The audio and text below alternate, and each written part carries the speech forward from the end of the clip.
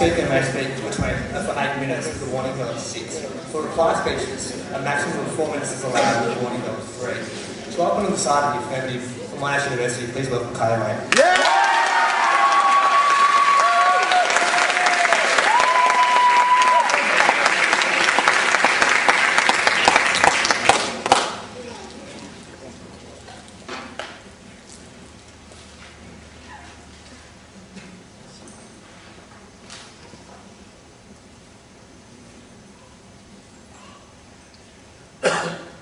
Ladies and gentlemen, what we see today in this particular issue is kind of the last bastion in the developed world, the kind of slavery that we've had over the years. What we say is that the issue of sex trafficking and the issue of the deprivation of women's rights in this particular issue is something that's pressing, and it's something that countries like Australia at the moment are completely ignoring by approaching it entirely in the wrong way, ladies and gentlemen.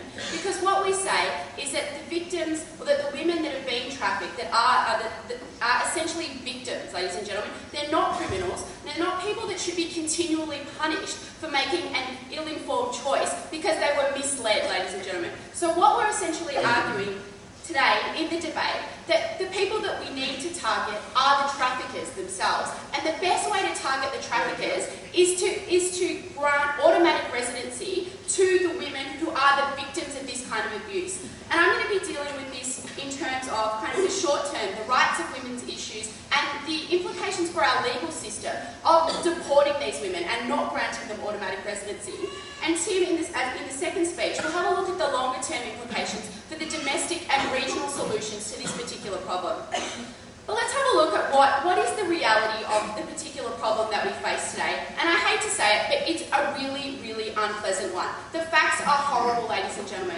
What we see is very young girls, often from rural areas in the region, being induced by promises of a better life in a country like Australia, good conditions, working in industries as nannies or domestic services, being induced to accept being smuggled into another country by people who traffic in sex, ladies and gentlemen. That's the reality of the situation.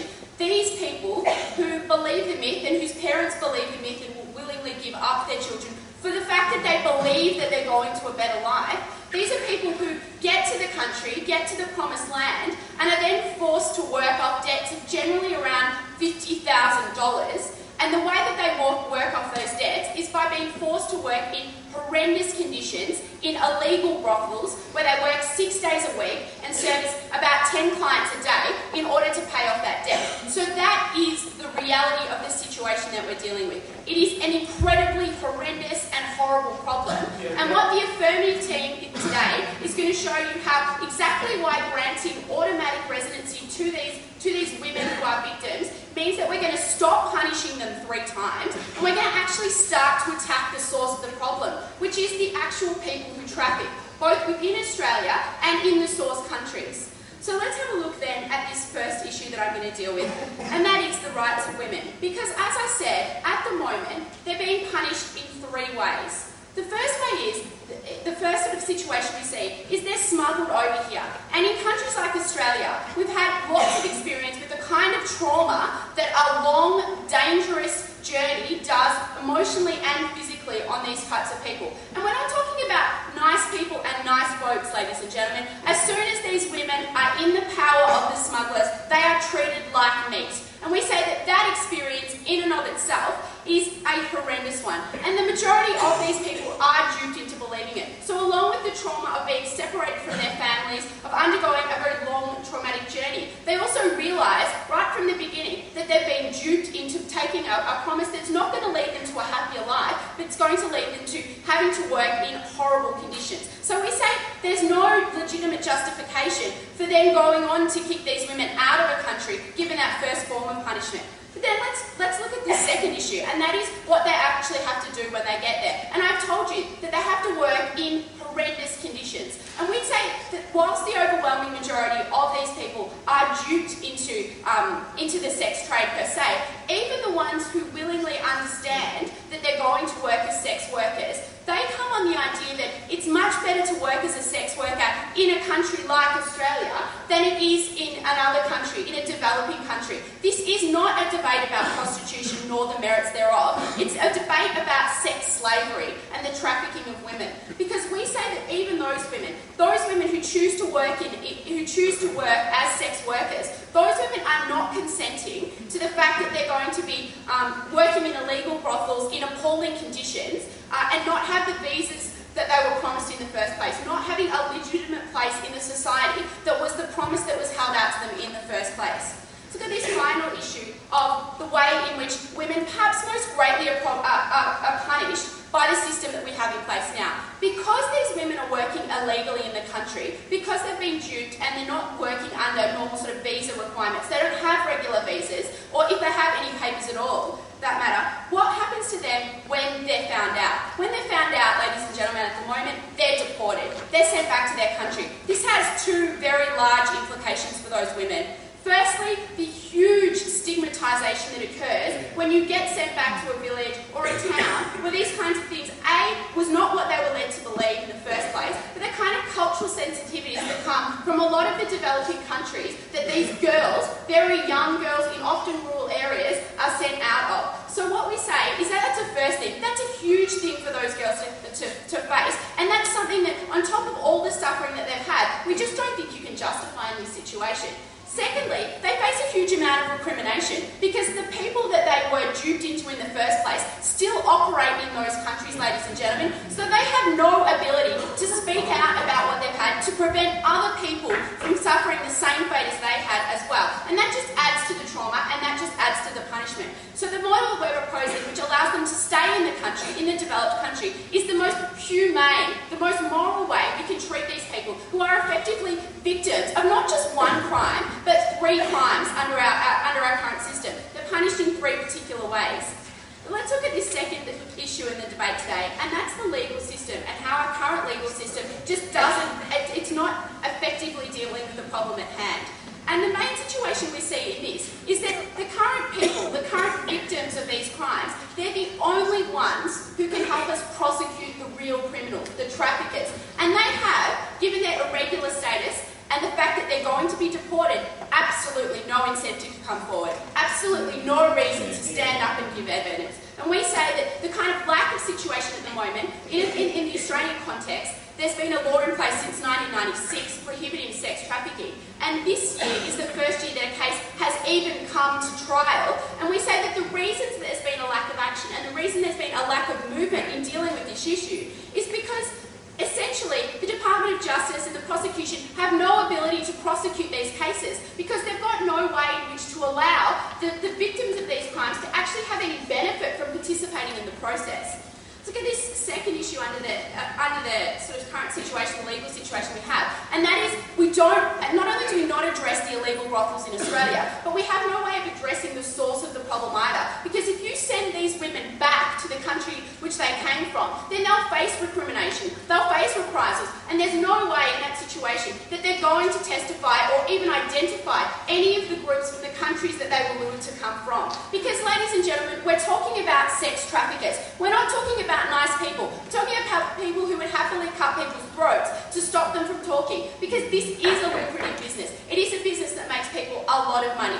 So for the fact that we can't punish these women 3 times, the fact that the current situation does nothing to address the problem or stop it in any way, the case must stand.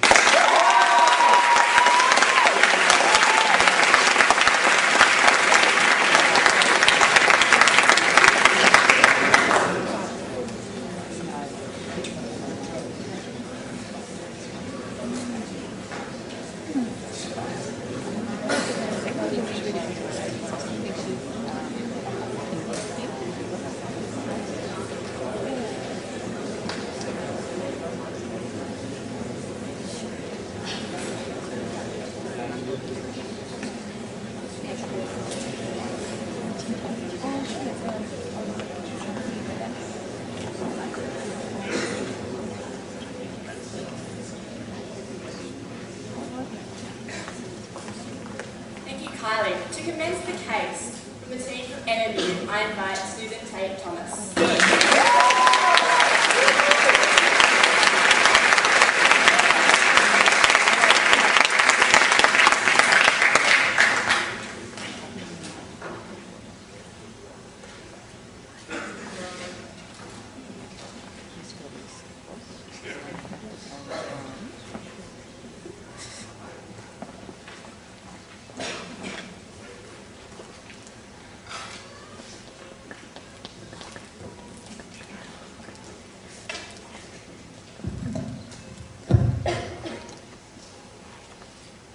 Ladies and gentlemen, at the start of this debate, we will concede one thing. It is immense suffering that women who are involved in sex trafficking go through. We're not going to deny that on our side. Yet what we are going to talk about, what we are going to recognize is there's suffering in all forms of human trafficking.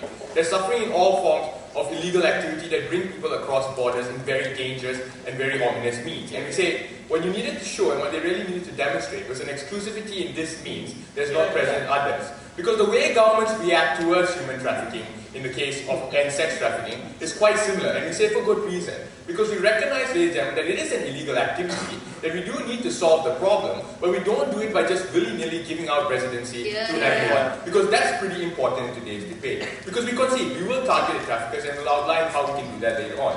And we concede that we're also not going to detract from the suffering that they experience. But what we will emphasize on this side of the house is that this policy does more harm than good. And I'll discuss it on two levels in my case. First, there is this idea of the moral inconsistency that exists. Because we give residency away for this case, but not others. On a second level, though, we'll recognize the idea that it's indeed counterproductive. In balloon speech, we'll recognize two things. Firstly, one thing, this idea of alternatives, and secondly, this idea of shared responsibility. But essentially, what is the counter proposal that you're going to have from the negative today? And we're going to talk about this. We say sex traffickers are indeed bad, but we have to recognize firstly there are two levels of people who are actually involved in the act of sex trafficking.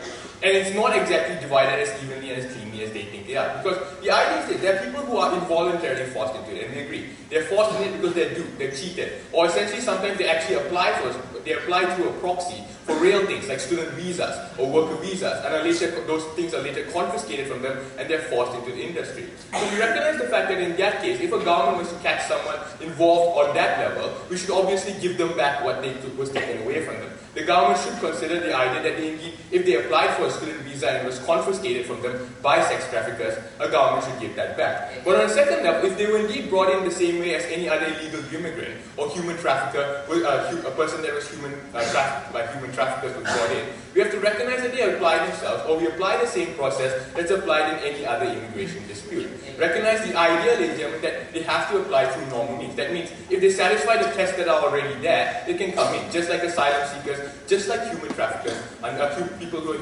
illegal immigrants who are trafficked under status quo. Obviously, in the case of people who are victims of sex trafficking, we recognize the need for access to medical facilities and also access to counseling. But the important question is this, and the important thing is this, that if they don't demonstrate the previous ability or previous right to be able to retain residency in the area, they should be deported back home.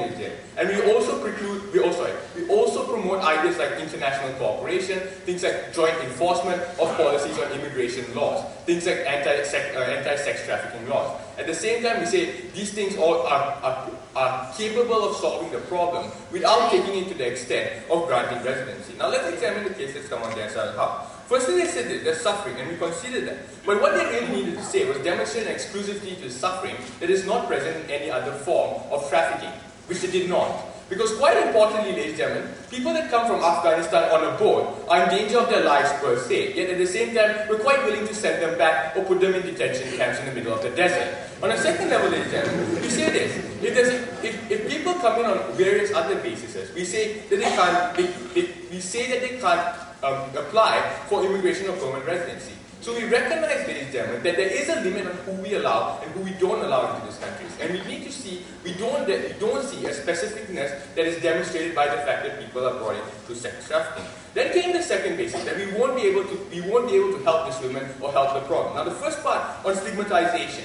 Now, we say this. Firstly, if the parents it's almost a presumption of stupidity in rural parts of countries that are not developed. Because what they seem to say, ladies and gentlemen, is that people who send their kids away with the idea that they're going to going to a promised land and come back later on because they discovered that they were actually being trafficked and they were essentially sex slaves, are going to send more people in that direction. And we say, no, they're not. Pretty much, ladies and gentlemen, people are going to tell other people. It's not something that's beneficial. But on a second level, ladies and gentlemen, if you actually do keep them in countries, what you're essentially doing is encouraging the idea that in areas of fundamental benefit at the end of the road. You're essentially saying, ladies and gentlemen, that despite everything that happens, essentially things will turn out fine later on. Secondly, though, we say the incentive to stop the crime lies in the seriousness of the crime per se. You don't have to put people in a certain country. And quite obviously, ladies and gentlemen, that the cases that there were demonstrations of where we have solved the problem, in the cases of Britain, in the cases of quite obviously Thailand, ladies and ladies and gentlemen, which experience extreme amount of sex trafficking from the Burmese border.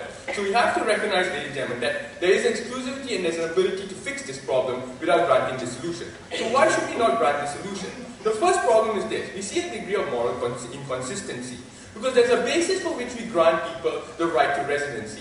And that's demonstrably on the basis of incentive and self-interest to the nation state per se. In that case, ladies and gentlemen, it's not demonstrated here. And the reason, and we say furthermore, it's inconsistent for you to rule or adjudicate that some reasons for coming into a country and getting automatic or de facto residency are all right, but others are not. Because who are you to come out here and say that the suffering of people in Indonesia, in terms of being below the poverty line and not having basic needs met, is much less consideration than that of someone who's brought in by sex trafficking. Because it seems almost, ladies and gentlemen, that they say that there's a further importance here because these women suffered. But we say a lot of people are experiencing suffering throughout the world, but we don't immediately make that a prerequisite. Particularly in the case of even asylum, where we turn people down, even though we have the option to turn people down, even though they're in danger of political discrimination or political suffering or possibility of death from their own nations that they came from. Yet we can quite possibly send them back, which Britain has done on many occasions in the case of Algerians. On a second level though, ladies and gentlemen, we say it's counterproductive because it firstly does one thing. It softens the risk. What it essentially does, ladies and gentlemen, is makes this business more lucrative to the sex traffickers or snakeheads themselves. Because essentially, ladies and gentlemen, what you're encouraging here, or what you're putting here, is an idea that the value or the power of the idea that someone is in sex trafficking is the idea that there's so much pain involved. And to the extent, ladies and gentlemen, that if you make it a business, that is essentially something that has the ability to recuperate an individual later on, you open it firstly to this idea of individuals exploiting the situation to gain access to countries, because just like, and this is quite exemplified in the idea of Netherlands, where it is not sex trafficking that brings about most of the prostitutes that we see in Netherlands, but rather Eastern European immigrants who come over to take advantage of the fact that it's economic viable solution of making money. And we see the same sort of demonstration and the same sort of abuse can occur in this situation. On a second level though, we say it shifts the focus from a preventive measure of attacking sex trafficking towards a measure where we actually try to deal with the symptoms of it, or deal with the harms of it. Because you have to recognize that the idea behind sex trafficking and the way to deal with the problem is not to take people who have been harmed by it and give them more than they necessarily need, because we give them what they need when we send them back, and we take care of them in that aspect. What we have to recognize is the idea is to target the snakeheads, the sex traffickers themselves, and make sure that we have harder penalties on them. Make sure that we have the ability to detect them. The same way that we stop anyone else who traffics humans across borders. Because we recognize that is essentially a crime. People who are trafficked in human trafficking also end up working in subpar slavery conditions. Yet at the same time, we don't say that we have to make them citizens or residents. So in conclusion, ladies and gentlemen, we demonstrated on our side of the house that the problem is not tied in necessarily to the idea of suffering. That furthermore, suffering is not necessarily something that occurs on one basis, but it's something that occurs in many levels of trafficking. And we're saying for the sake of consistency and for the sake of solving this problem, we beg to oppose.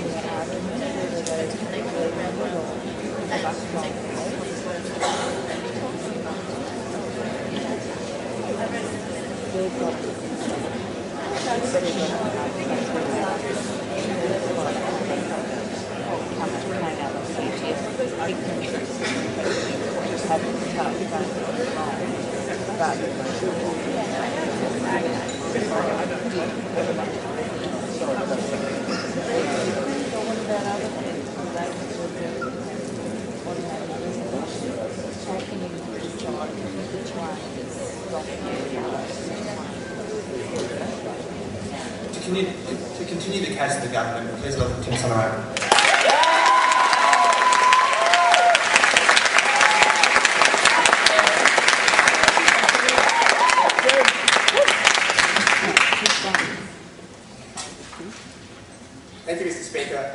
Tate's a brave man because not only does he want to solve the problem of sex trafficking, which is noble, but he actually wants you to believe that we're doing it right now. That the status quo along those bastions of border security nations, Thailand and Burma, is that they're effectively fighting the good fight. And by and large, they're winning. He doesn't really want to change that model terribly much, so I guess it must be working pretty well for him. No, that's garbage. The reason why we're having this debate is because the problem of sex trafficking is not just horrific in the way that Kylie described it, and was kind of conceded by them, and I'll go into why their concession's pretty damaging to them, but it's an exploding problem. It's not something that's slightly getting better or kind of staying stable. It's a problem that's expanding rapidly. Australia is facing an increasing problem of this. Developed nations around the world, as well as some developing nations, facing an increasing issue of cross-border trade in humans, specifically for the sex trade, because it's seen as being a weaker link in the cross-border transnational crime law enforcement mechanisms. So first I want to deal with this idea of exclusivity, then I want to look at the effectiveness of what we're proposing before I go on to look at the domestic and regional implications of our model. The first one is I say, we haven't shown mutual exclusivity. You know what, being trafficked to be a sex worker, it ain't that different really to just that usual kind of, I can't be bothered getting a visa or I want to skip through the refugee system and coming in. You know what? That's just ridiculous. Okay, sure, they both came over on boats, and we both said, that's bad, that's the first part of the process, that's bad. But then when you come to this country or any other developed nation, and you're illegally abusing the migration system, you land on a beach, you get picked up by immigration, and you apply for asylum. Now, in this country, applying for asylum means staying out in the desert in bad facilities. And you know what? We think that's wrong. I'm going to talk about that later. But more importantly, that's nothing like being chained to a radiator in an underground brothel to be effectively raped 10 times a day, 6 days a week, for years on end. If he thinks that's even comparable, then he's insane. But you know what? Even if he's right, okay? Even if they are the same, human trafficking is wrong in any instance, and we're opposed to them all. But the problem we face with sex trafficking is that it's much larger and more damaging, and more importantly, it's much harder to fight than normal human trafficking because you can't get these women to come forward and give evidence of what has happened to them because they're afraid of being sent home and either being stigmatised and or murdered by the groups who trafficked them in the first place. Because unlike what these guys have you believe, these women don't go home and tell their brave stories because the people who did this to them are still operating in those villages and rural areas in places like China, and they're not going to let these women come home and say to young girls, you know what, if that guy over there tells you he can get you a job as a nanny in Australia, he's lying because you'd be dead if you did that. So when these women go home, they very quickly become silenced. And not only do the countries like Australia lose the ability to gain evidence against these groups and start to attack those criminal networks at their core, but those women go home to be oppressed in an even more horrendous way than probably what they faced already in the first place, because they now have to be silent about what's happened to them. And then they tell us, well, the problem with this model is it doesn't allow the government to limit access to who's coming into our country. Because it's a soft touch. Because what we want to do is instead let these women come in, and then because we're not going to charge them anymore for crimes against their visas, we're going to use them to testify. And that's going to be a soft option, right? People are just going to slide into the country. You know what? Firstly, even if that was true, we think protecting women who have gone through this process is worth it. But the bottom line is that our model is about generating the evidence necessary to fight back against these groups, which isn't what's happening right now. And if our plan works the way we suggest, and it's for them to prove that it doesn't, you'll actually see a decrease in the level of trafficking. Not that more women are coming in, but as we break the networks that conduct this trafficking, there will be less opportunity for women to be duped in this most horrific of ways.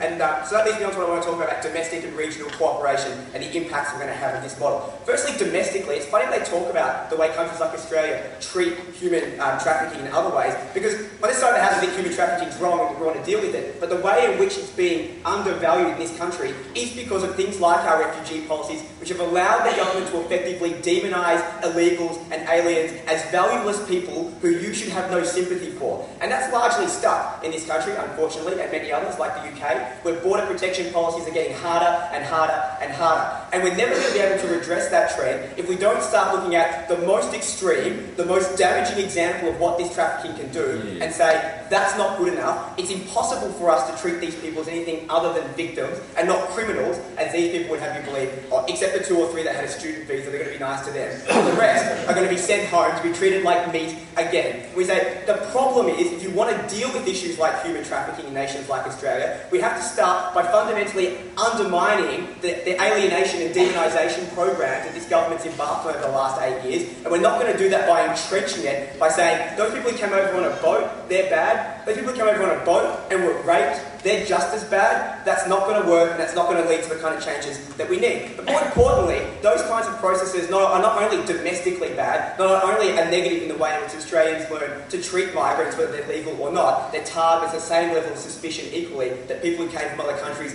are just coming here to abuse your system. That's bad enough as it is, but further, it alienates Australia politically from nations in the region who it needs to support its fight against human trafficking. I'd like to know how they think Australia is going to fight normal human trafficking when the number one source of that trafficking is Indonesia, which is a nation that doesn't even have people smuggling as a criminal offence, because it fundamentally is opposed to what Australia's policies are on refugees. It doesn't want to be a party to that by being seen to be part of Australia's regional program to fight people trafficking. Australia takes a more humane approach, an approach that can be recognised and respected by the region, and will have a much greater chance of generating cooperation on those kind of issues that they want to talk about too, and the ones that we're concerned about today. So that leads me on to talk about regional cooperation, because Australia doesn't want to just address the issue of people smuggling, because funnily enough, what we're realising now, thanks to several conferences held and hosted by Australia and around the region, like one recently in Jakarta, is that transnational criminal networks and other undesirable groups, as we'll call them, like criminal groups and terrorists, operate through similar networks. Because funnily enough, if you can smuggle in 50 Chinese women from a rural area and sneak them past customs, you can smuggle in lots of other things, lots of other people who you don't want the government to be aware of. So those networks often have an incentive to cooperate, they often overlap in the activities that they conduct, and so fighting against one part of that network can help you to unravel other more complex parts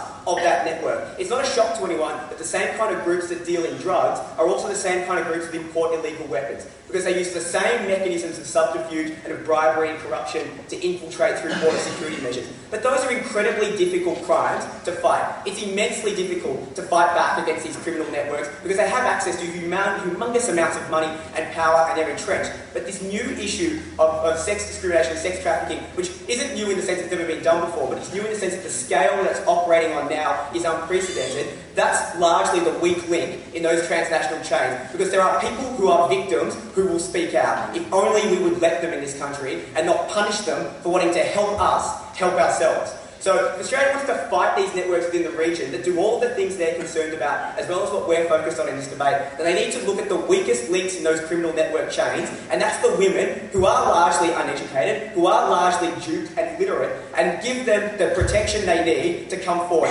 Because we think largely if you've been the victim of sex trafficking, you really want to see these people get punished, but you don't want to be sent home, and you don't want to have your throat cut, because as Kylie said, you've already been through 2 forms of punishment, you've already been smuggled in under great fear of your life, and then treated under the most inhumane conditions imaginable. You don't want to compound that by being sent home to be stigmatised and to be intimidated, so they keep their mouths shut. But this is the weak link, this is where we can fight them. So in terms of exclusivity, we think they're not terribly exclusive in the sense that we can fight them all simultaneously under this model anyway, but they are exclusive in the sense that we're targeting this specific group with immunities and with protections, because they're the weak link in the chain, they're the most horrific link in the chain. We need to start with the process there so we can expand and do some good for once, instead of being the usual shameful country that we are. We beg to propose.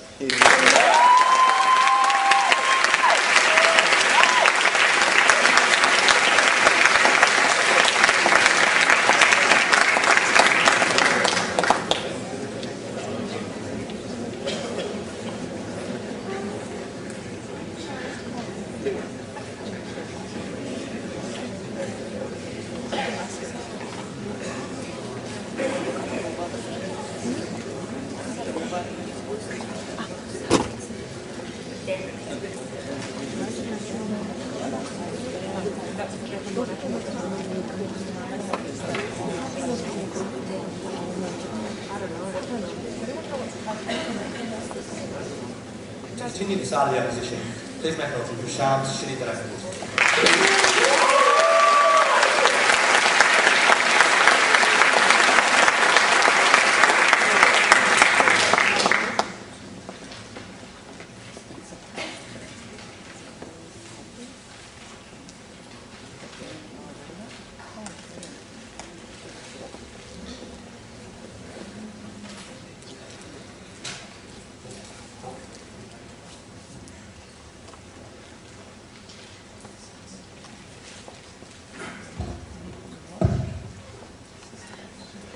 Ladies and gentlemen, 2 years back in Mahindra, Bangkok, MMU made its first appearance in the finals. And a good friend of mine, Bill, said something, and it gives me great honor to say it back again this time around. MMU has arrived. And with us, Mr. Speaker, this time around, we have brought the entire Asians along with us. Ladies and gentlemen, welcome to your first truly Australasian debating finals, Mr. Speaker.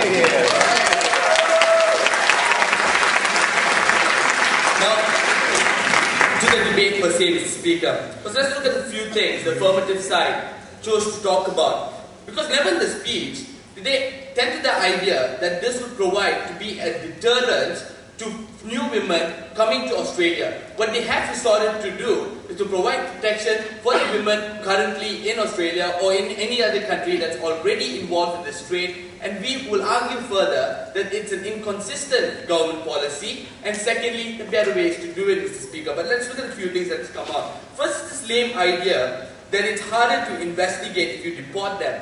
No.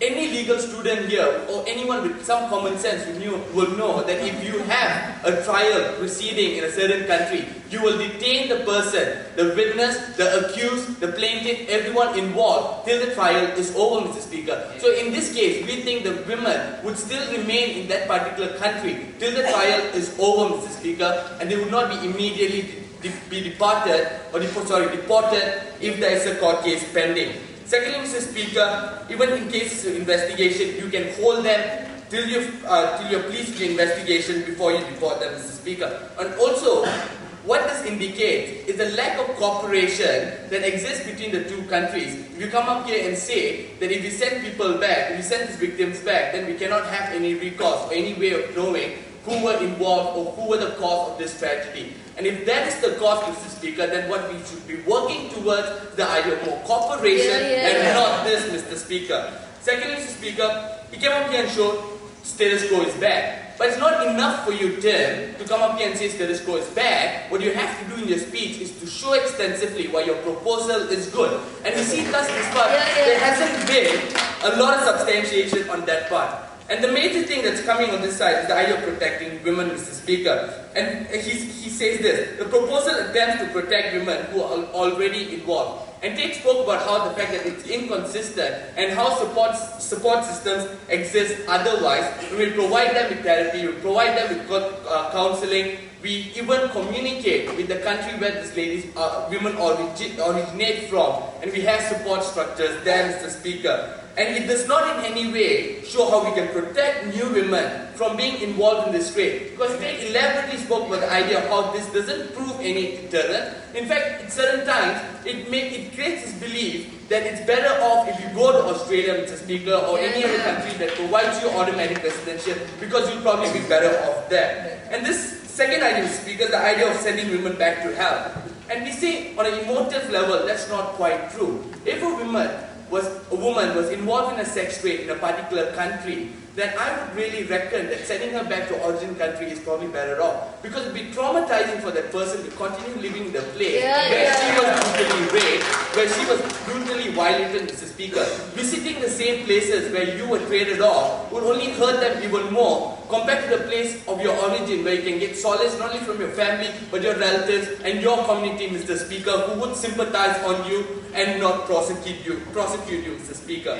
And then his final thing is the idea of Indonesia, and the idea of how some countries do not have policies on smuggling. And firstly, I say that's not true, Mr. Speaker. And secondly, even if that's not true, what would stop every other Indonesian woman and men crossing borders into Australia or any other country in hopes of getting an automatic residency, Mr. Speaker? They haven't handled that. In fact, if that's a problem with status quo, then what you have to do is to go towards the direction of creating more cooperation with Indonesia, putting more pressure on their political pressure and moral pressure, Mr. Speaker. And that's something I'll be handling in my speech. Now, going in my speech, Mr. Speaker, firstly I'm going to look at the idea of shared responsibility, and secondly, the alternatives. Firstly, shared responsibility.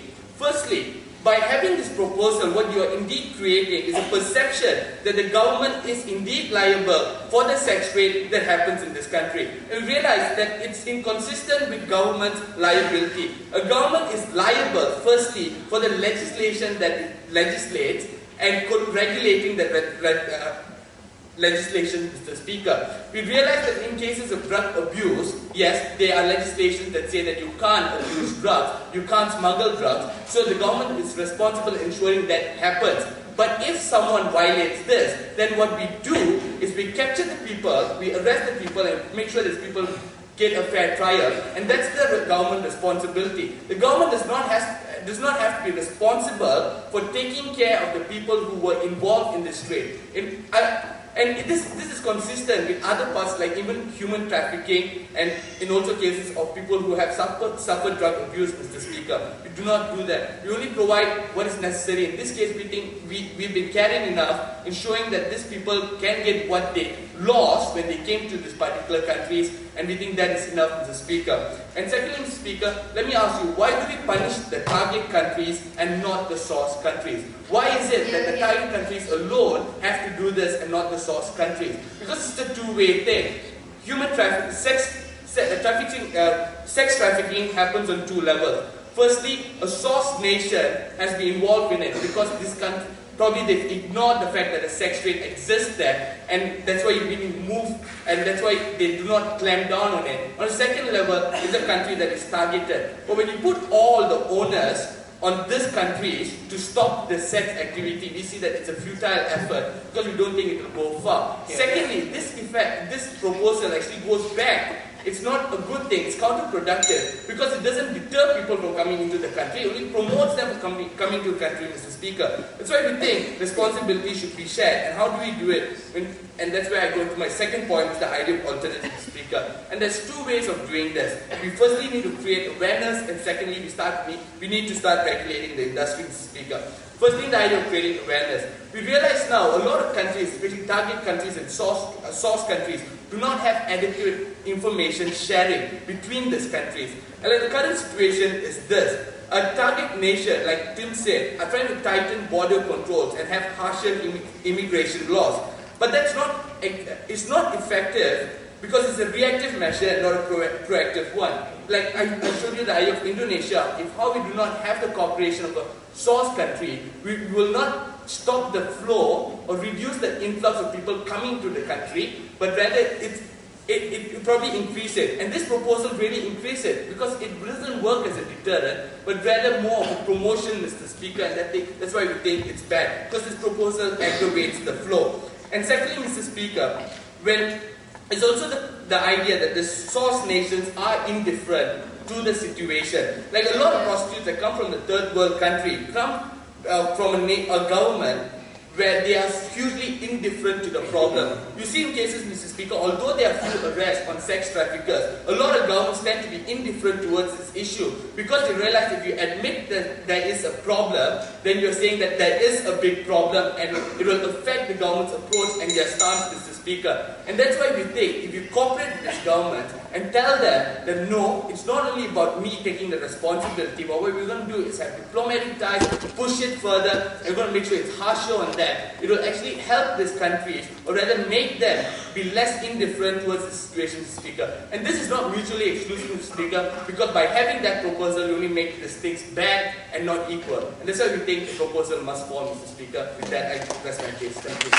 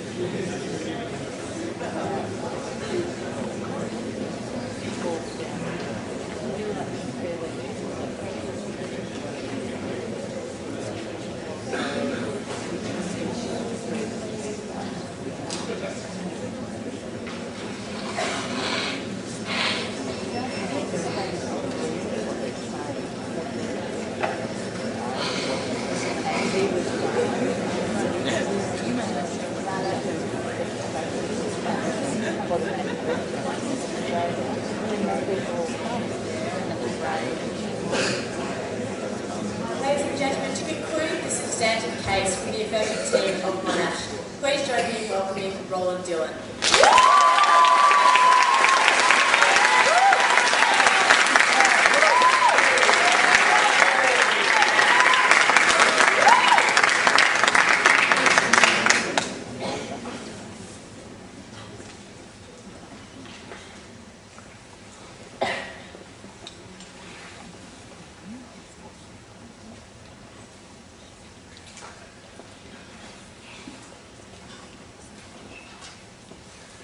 thank you, members of this most august House. We've been asked some questions today by our opposition. Why are women different? If they're not, what does it matter? To what extent does this regulatory framework work? And how will theirs work, given that it's really just the status quo with more good information sharing? And we say what they fail to understand is that, first of all, women are completely different in this particular issue. But secondly, that our current process is hampering the thing they most want to do. Us taking this initiative will in fact strengthen regional ties, strengthen diplomacy, and strengthen Australia's interest in the region. So let's first of all look at why women are different. They're not different in the sense that they experience trafficking worse, although they may, in a lot of instances, they may be subject to greater violence and more degradation. But everyone suffers trafficking, and we agree on that, and that's horrible. They suffer that, plus they suffer sexual slavery. Plus they suffer through deportation things that other refugees, or alleged refugees, don't suffer.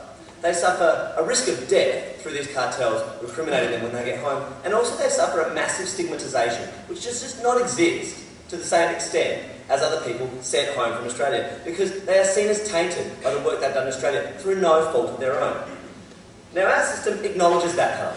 Our system doesn't punish the victim, and our system tries to strengthen the way we can help the victim and ameliorate the problem by giving them some sense of immunity, giving them some sense of future, and by using them for the evidence that we need to build working cases. Their system just says, well, look, everyone suffers it, so that's good enough. And we say, not everyone does suffer it. And the second reason why not everyone suffers it is the market imperative in sexual trafficking is completely different to the general people smuggling market imperative, because this is the biggest return on investment in the people trafficking game. As a result, there is a massively burgeoning market which they protect ruthlessly with incredible violence, and as a result, we have a spiral of this sort of thing. This is a crisis amongst the problem of trafficking people. Now, our system fights this because it gathers evidence to mount cases that can attack the system as a whole. It doesn't just catch what are effectively the mules of this situation, the people who are the meaningful dupes, who don't know what's going on, but the people who quite cruelly and ruthlessly exploit that innocence. And we don't punish them twice. But they say everything is working. We say not good enough. And thirdly, the idea that, well, women have the same rights as others. And we say, sure, no one's trying to derogate from the rights of women. However, what they fail to understand is where there's an issue that specifically and disproportionately affects women, they have different rights on top of those rights that everyone else has. They have different rights to protection because they are differently vulnerable, because they are seen as differently vulnerable in the sense that they can trade sex for whatever, whereas that wouldn't occur in the same situation for the rest of the refugee community. And as a result, you need to redress that, because sometimes equal treatment is in fact entrenching that discrimination and entrenching that disadvantage. And we say that that's grotesque, because if you want to say the law is blind, that we should treat all people equally, you just don't know the realities of these sorts of situations. And this is indicated by the way they say people will see coming to Australia as this is a simple way in. As though sexual slavery is an easy pass, as though it's a soft option. We say, you just don't understand and you haven't come to grips with how horrible it is, because if you did, you'd never say that. But even if they are the same, even if they don't have different rights, we say, well, the policy of demonising refugees is wrong per se, and that this is a fundamental part of that. And deporting them is a manifestation of that. Why? Well, because in principle, as we've shown through Kylie, it's monstrous. It ignores the basic humanitarianism that we have obligations under international law and moral obligations as a civilised nation, and that moreover, it's morally abhorrent to, under any legal system, continually punish the victim. And they've never really come up with a way that their system won't continually punish the victim. They've just said they'll be fine. Next, the idea that it undermines regional links, because Australia is, and this is what Tim said, most capable of taking these refugees in this region. Australia is the one most easy to bear this, and we wouldn't call it burden, but to bear this extra number. Australia is the one that is most capable of doing it, and taking a hardline policy means that countries like Indonesia, whose support we need and who we all agree we need, won't enact complementary laws to Australia because it doesn't assist them because we're not doing our part, so why should they? And we say, not good enough. And they say, well, this punishes Australia, because why should we have to bear more of the burden? First of all, because we can. But secondly, because it doesn't punish Australia, these women are being punished, and Australia can either watch and punish them again, or it can do something. So let's move on to the idea of how regulatory frameworks work. So we agree that they don't work perfectly, and we're not saying they do, but what we are saying is they need to be tempered by two things. They need to be tempered by humanity and water. And they need to be tempered by the humanity of saying our immigration policy is not defined by cherry-picking the people that we like. It's not defined by cherry-picking people who are skilled labour. That's why we have a refugee policy. That's why we say these people who may not, by universal economic indicators, be of utility to Australia, still come to Australia because we have that obligation. And secondly, the regulatory framework that we want to implement needs to strengthen the court system to punish the people that we all agree are monsters. It needs to run on evidence. Now they say, well, any law student can tell you, and I am one, but Carly told me, that you can subpoena a witness, like the subpoena, I think it's called. And what that means, right, is they'll stay for trial. Cool, no problem. Why would they cooperate with a system which will, as soon as that trial's finished and exploited them, once again, punish them a fourth time, send them home to a government that they admit doesn't really care about the problem? Why would they cooperate? Why would you name names in that situation? Why would you say, I can name a name and then go home to what is likely certain death and stigmatisation, or I can not and go home and just bear this in silence, which is also a horrible outcome? Or, where we know the names of these people, we can't mount the cogent case that we should be able to because they're not cooperating. And we say that we have to give them freedom from fear and we have to mount this working case against them. And they will cooperate under our system, and this will work better in tackling people smuggling because they will have the safety that Australia can provide much more adequately, which they don't have when they go home. And this will minimise traffic. They say counselling. They say therapy. They say communicating with the other country, and that's super, guys. But I wonder exactly how that's going to teach them damn traffickers. I wonder what it is about that counselling that's really going to give them the ability to speak up against people who kill them.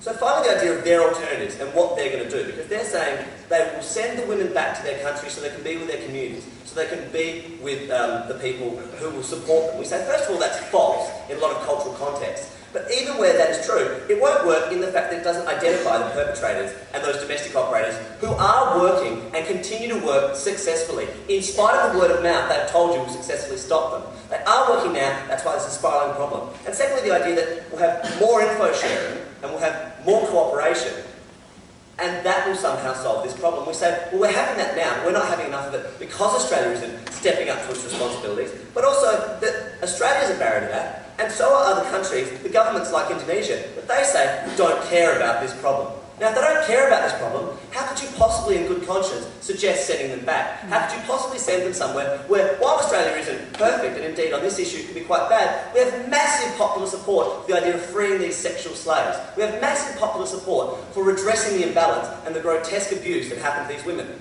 I don't want to play on the idea that this is an emotional issue because they're women, they're special, but they disproportionately suffer a crime under the system as it stands. Because this system hurts women so much more, we need to protect them more. Because it hurts Australia, we need to protect them now, and because it hurts the region, we need to protect them in the future. Ours works for diplomacy, whereas theirs acts against it. For these reasons, we beg to propose.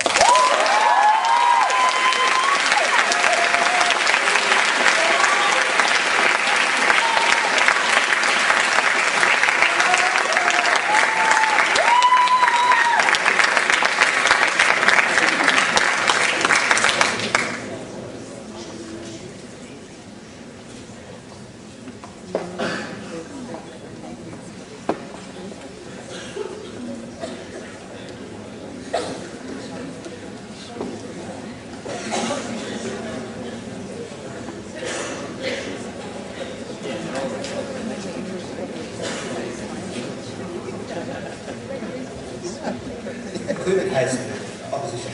Please welcome the Gandhian Collegiate Rajendra.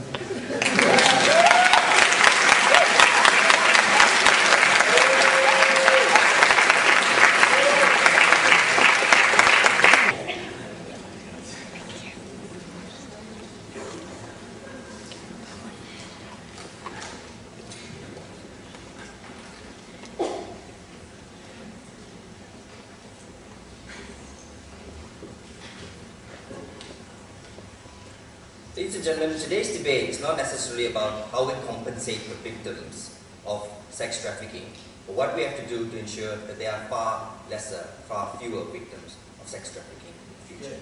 What they provide in today's debate is a nice model of compensation for the victims. We'll give them residency, we'll give them a better life.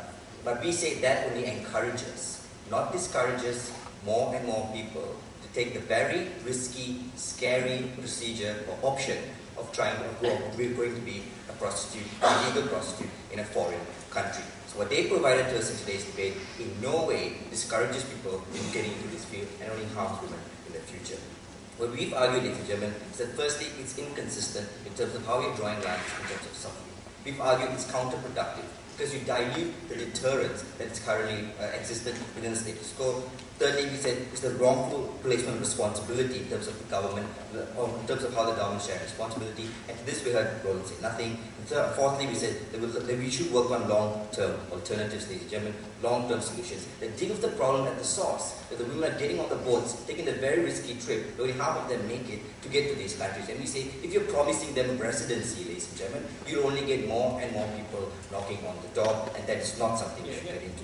What they've argued is that firstly there's this whole immense pain and suffering with the stigma, and it's difficult to address the problem directly. What I will do is firstly, I will look at the effects of this policy, and secondly, the reasons in which they said we should give residency, and the four of those reasons, and I'll deal with them in turn. Now the effects of this policy, ladies and gentlemen, we say quite plainly, is you're protecting and compensating the victims, but only people who have already suffered and gone there. In no way does this policy discourage new people from coming to the country, ladies and gentlemen. The risk of death for a better life is reduced because then you just give more people, give people a guarantee of the better life. Kylie got up and spoke about how much people are willing to risk, how parents are willing to give up their children, ladies and gentlemen, for a better life. How the whole village, it's not considered as such a bad thing. It's considered as a huge improvement in scale. If you can go to another country and start earning your money. Of course, maybe they don't really, I suppose they don't fully realize the pain and suffering that you have to go through. But at the end of the day, the goal is to live in a foreign country and to earn loads of money and send them back home. And we say, what the policy that they're proposing in the affirmative guarantees that goal. And even if people know that there's going to be suffering and risk involved, there is still the guarantee of that goal, ladies and gentlemen. And if anything, this encourages it. Furthermore, Tate also said, by not sending people back, you don't educate people of what went wrong in the country. If in a village, girls start slowly moving away and gaining permanent residency in Australia, and money starts flowing in to the little village in Burma or wherever it is, ladies and gentlemen, then they're not going to know that they suffered so much to get there. All they're going to know is that my family has 4 new houses and a new house, and we're living in a much better situation than we did before. And all this does is encourage more and more inconsiderate or wrongfully informed parents or villagers or whoever it is to send their daughters away. And we say that is the problem, ladies and gentlemen. What they're doing is encouraging this problem to exceed. They dilute the return and in no way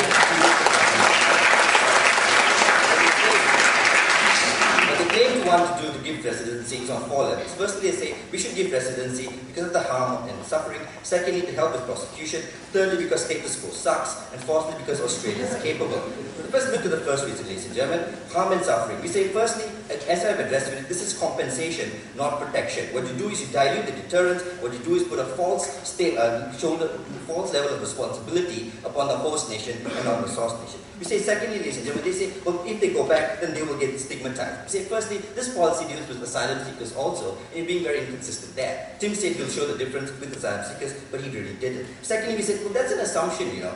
Maybe they will want to go back home. Maybe their families will not stigmatize them. Maybe their families, wherever it is, even though they're poor and dirty, really care for them and don't want to stigmatize them, ladies and gentlemen. And we say, it's wrong for you to say that the moment they go back, they'll be stigmatized by the whole village. But finally, we say, well, we didn't say they would necessarily go back. We say, look at the reasons in which they arrived in that country. If they were due, ladies and gentlemen, they could still apply for residency on the basis that they were due. Even if they weren't due, they could still have a fair chance to apply for residency. The thing is, you have to be consistent with all the people who arrive in the country and the status at which you apply for residency. Because residency serves a specific purpose, ladies and gentlemen, not as a tool to compensate victims as horrendous as the crime as may be. And that's the third thing we spoke about. It came right to start from Kate, which has never been addressed. That you do not have a benchmark for pain and suffering, ladies and gentlemen. We say asylum seekers also run away from rape. Illegal immigrants are also enslaved to a radiator to wash dishes, ladies and gentlemen. A lot of people, children are also enslaved, and they lose their freedom, they lose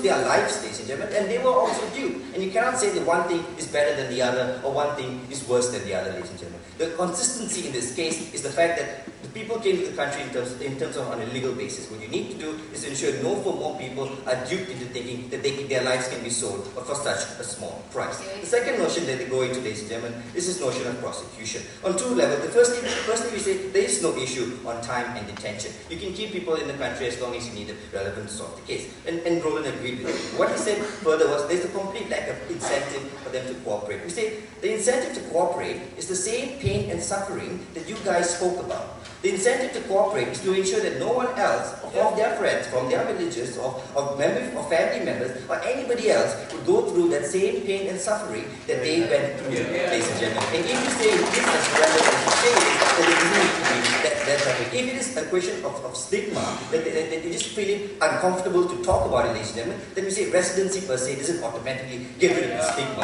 and make it perfect. But then you have things like counselling and etc. to ensure women are more comfortable with themselves. The third thing they spoke about, the reason to have residency, is that status quo sucks. Tim said border control is difficult because you have networks that are mixed with drugs, etc., and governments don't have legislation, etc. We said, yes, that's the problem. Fix that problem, Tim. You're a smart guy, you can think of something. That's the source, that's the question that we work on, and those are the alternatives that we spoke about. If Australia is ultimately concerned, they should be putting pressure, political and moral pressure, on countries like Indonesia to have legislation in countries of people's money to contribute towards ensuring that people don't cross the borders illegally, ladies and gentlemen, and that's better because it works at the source, not at the end. It works before people have risked their lives to get on boats and go through 6 years of being chained to a radiator. It works in the long term, not just a short-term solution as they did before, and that doesn't create an incentive. When you do that, when you work towards legislation, when you work towards ensuring people don't make that difficult and stupid mistake, ladies and gentlemen, of thinking they can sell their lives for residency in a life of a better country, that's something that ends up helping people, not giving people automatic guarantees of a better life, ladies and gentlemen. And finally, Roland said this, that Australia is capable to absorb people. Well, Australia is big, but not all of it is inhabitable. We don't think that's true. It's not just a question of size. We see asylum seekers and stuff being turned away. But even more importantly, that's not the message that you want to send to people. You don't want to send the message that if you want a better life, run away from your home, risk death and slavery and sell all the things that are considered precious and moral and valuable in your life because Australia is capable and we will take you in, ladies and gentlemen. It's not a question of compensation. This is not a debate about how do we give victims back the things that they've lost. Because you know what? You can never give them back the things that they've lost. The lives that they suffer, is you have to deal with it. You have to help them get over the pain and suffering. Help them build a new life. But you can never compensate fully, ladies and gentlemen. What you need to do is ensure no more people go through the same things that they went through. And we say not a single aspect of what they're proposing today leads in that direction. It dilutes the deterrence. It doesn't work at the source, ladies and gentlemen. And it just guarantees you people who are willing to silly risk their lives and their freedom, a guarantee of a better life. That's not the direction we want to go today. That does not protect women. We're very, very proud to propose that.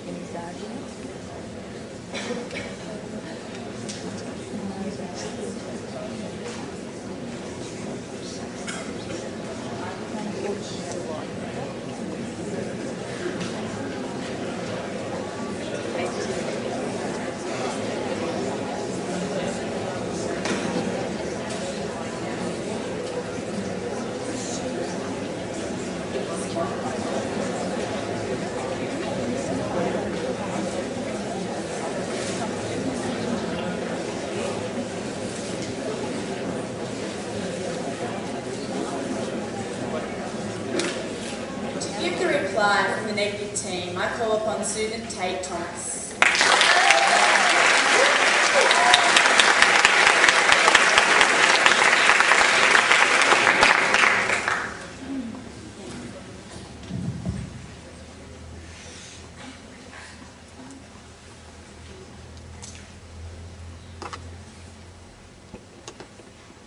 Ladies and gentlemen, we've had a side of the house on the affirmative that's pretty much sincerely wrong. They've tried to do something good and we applaud them for that. But quite essentially, they've gone about doing it quite the wrong way. And we'll examine now the both sides of the house. Which side of the house stuck to its stance a bit more? Which side of the house was more prescriptive rather than descriptive, which they were quite largely were? And finally, which side of the house wins this debate? Now, on the side of MMU1, the negative, we demonstrated there's more harm than good. And we did this on multiple levels. Now, I came up here and said it's inconsistent. I wasn't saying it's inconsistent, and I didn't say it was inconsistent because it's alright to treat everyone badly. I wasn't asking for that. What I did say, ladies and gentlemen, was the fact that states don't compensate people based on the amount of suffering they did or experienced in a clearly illegal activity, which was quite correct. Because we recognize this, ladies and gentlemen. We recognize the fact that illegal immigrants, people who are victims of human trafficking, people who are seeking asylum, are not immediately on a de facto basis given a residency simply because they suffer. And that was something I demonstrated throughout my speech and was not tackled. On a second level, ladies and gentlemen, we demonstrated this idea of it being counterproductive. Because this is the problem. It does nothing to prevent a future situation of this occurring. It essentially encourages or takes care of people who have suffered. And we say, that's not really a good thing anyway. But secondly, what it essentially does is it doesn't change the situation in the source countries, which goes nicely to Balloon's first argument. Because Balloon's talked about this. He said, essentially what you're doing here is treating people who have suffered fine. But you only ensure more and more people suffer. All you do, ladies and gentlemen, is that you say to people that there is finally a pot of gold at the end of all this suffering. You're essentially saying that there is a way out that is very nice for people. And we say that sort of thing leads to the miseducation that you see in villages. On a further level, we demonstrate alternatives that exist. Alternatives that can operate in a practical way in solving this problem. But let's examine their side of the house.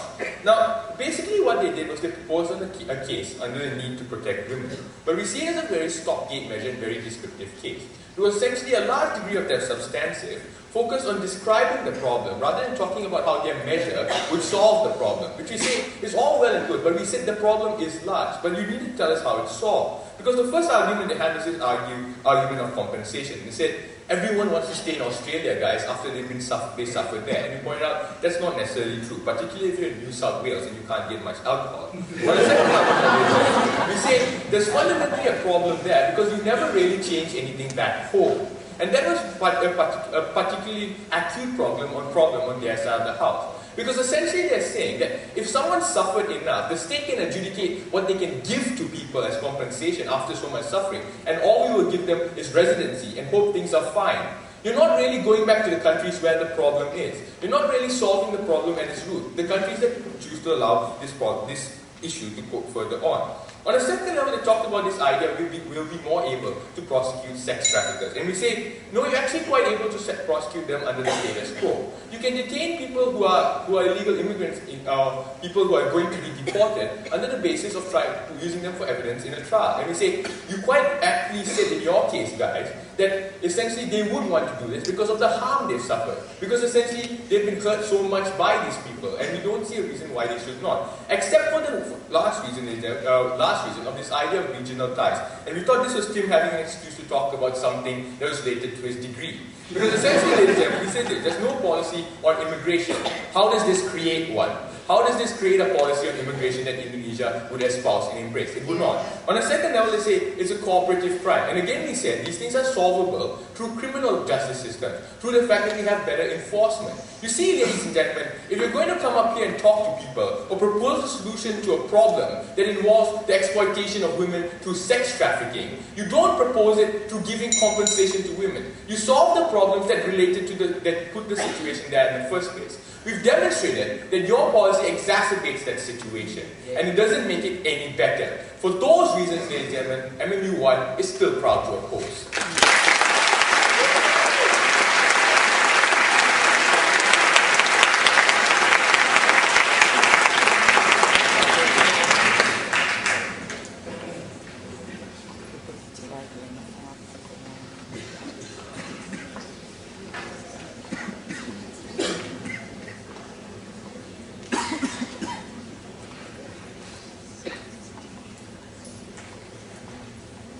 To give the reply from the Affirmative team and to conclude today's grand final, please invite Tim Sonra.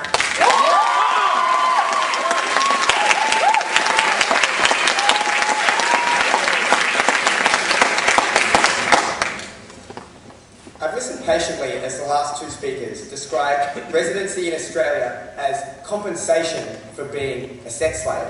Well, I didn't think living in Australia was that good really, but it's not compensation for much. What we've told you in this debate is that giving people residency is not about compensation. We're not effectively giving these people money to make them forget. Residency is a necessary part of achieving justice and protection for a horrific crime. It's not a payoff, it's not a bribe, it's about justice. And we've said this right from the start. So let's go back to the start and let me tell you how this debate's progressed. The first issue was a description of the nature of the problem and an understanding of the magnitude and complexity of it. Secondly, we told you about how we can help women who have been trafficked now and who are currently working as sex slaves in this country.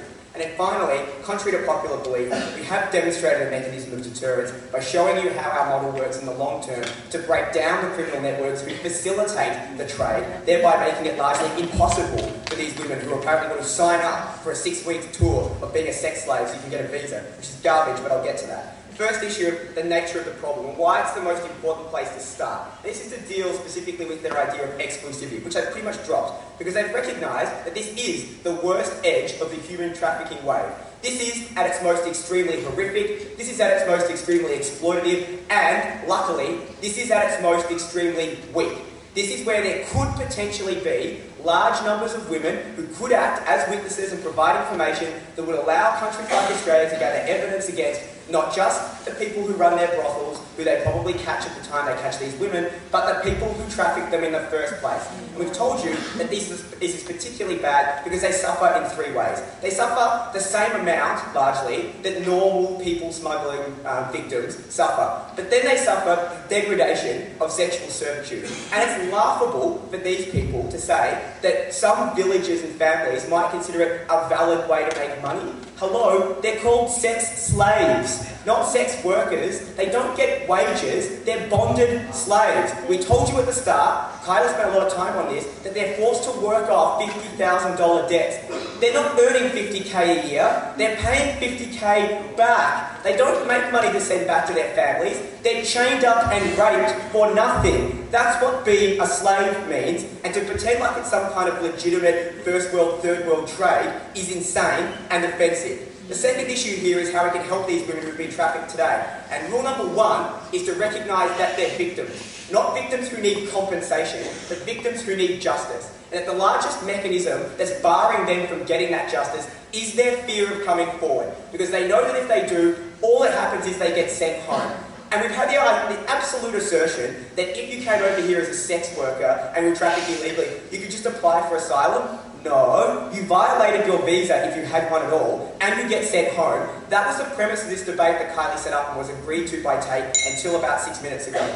So we told you that that's necessary to protect them from being sent home to places where, if they speak, they will be victimised and suffer recrimination. Now, we're not going to lock them in Australia. If there are women who want to speak out and go home, whoa, we'll send them home. But we think a large number of them would like to be able to stay and be accorded the protection of a country like Australia, so they're not being sent back to the same vulnerable place where they were exploited in the first place. So finally, this issue of deterrence, how are we going to fight these networks in the long run and see that less women are entering into this trade? And we say it's about breaking the networks. It's not like you can just have a tough love policy, because apparently for them, we have to take this tough line, because we need to treat these women not like victims but like criminals, to send a message to women who never hear it, because that's going to somehow limit sex trafficking. Garbage. We told you again, these are some very vulnerable, often very young women. They're not being recruited by Hudson Recruitment down at their local, YWA.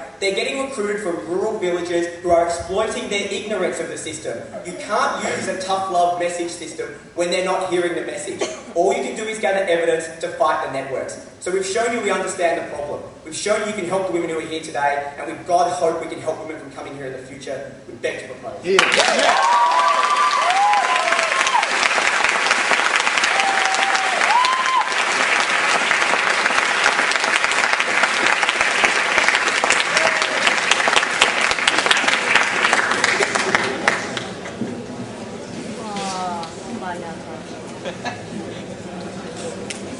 Ladies and gentlemen, for what was an excellent stand for a grand final, please put your hands together.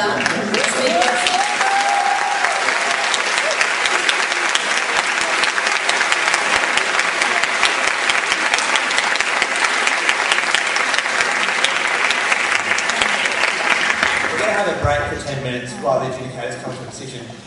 Immediately afterwards, we'll begin the closing ceremony. Please wait until the adjudicators leave before you move on.